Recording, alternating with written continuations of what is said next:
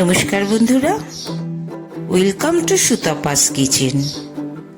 আজকে আমি তোমাদের মাছের ডিম দিয়ে দারুণ সুন্দর একটি ভিডিও করে দেখাচ্ছি। আবারও আমি একটি সম্পূর্ণ ভিন্ন ধরনের রেসিপি নিয়ে তোমাদের কাছে চলে এসেছি। তার জন্য তোমাদের আমার সাথে থাকতে হবে। শুরু করা যাক আজকের রেসিপি। একটা মুরগির ডিম আমি ফাটিয়ে নিলাম। মুরগির ডিমটার সাথে একটু ঘেটে নিচ্ছি প্রথমে।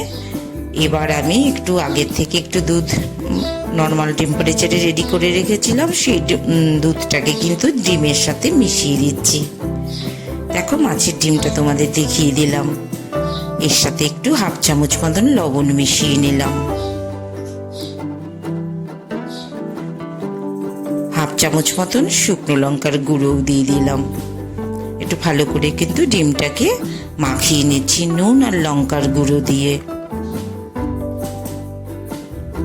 পুরো ডিমটাকে কিন্তু সুন্দর করে ফাটিয়ে ফাটিয়ে মাখিয়ে নিচ্ছি। পুরো কিন্তু ফাটাইনি, একটু দানা দানা রেখেছি। কড়াইতে কিছুটা কিন্তু তেল দিয়ে দিলাম। তেলটা খুব ভালো করে গরম হবার পরে দেখো, মাছের ডিমটা কিন্তু আমি আস্তে আস্তে করে ছেড়ে দিলাম।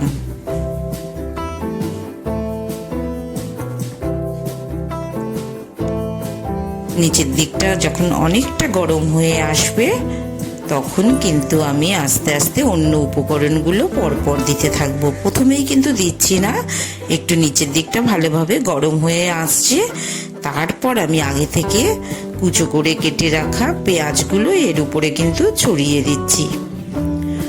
অনেকটা পরিমাণে একটা বড় পেঁয়াজ কিন্তু আমি কুচো করে কেটে নিয়েছি, সেই পুরো পেঁয়াজটা আমি উপর থেকে ছড়িয়ে দিচ্ছি।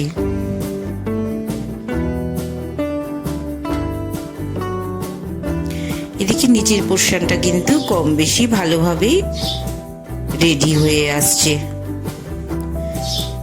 একটা চিলি ফ্লেক্স 1 চামচ মতন পুরো উপকরণটার উপরে কিন্তু আমি ছড়িয়ে দিলাম।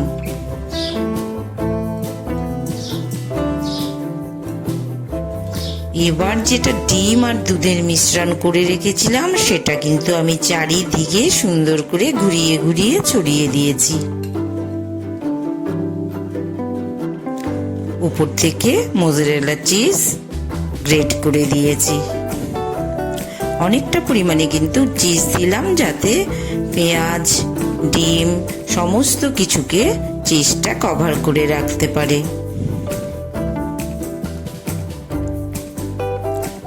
যখন নিচ পোর্শনটা কমপ্লিটলি হয়ে যাবে তখন কিন্তু আমি উল্টে দেব। এখনো পুরোপুরি হয়নি। তেলটাকে আবারও একটু চারিদিকে ছড়িয়ে দিলাম।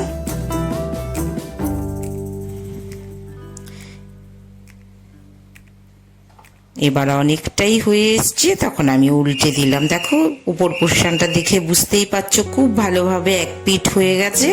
আরেক পিঠ তখন আমি উল্টে দিলাম।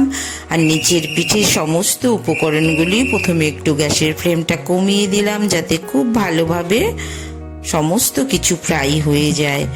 এরকম দারুণ মজাদার রেসিপি তোমরা পেতে চাইলে সুতাপাস কিচেনের সাথে থাকতে হবে। চ্যানেলটাকে অবশ্যই তোমরা ভালোবেসে তাহলে সাবস্ক্রাইব করে দিও, একটা লাইক করে দিও, আর অবশ্যই ভালো লাগলে শেয়ার করে দিও।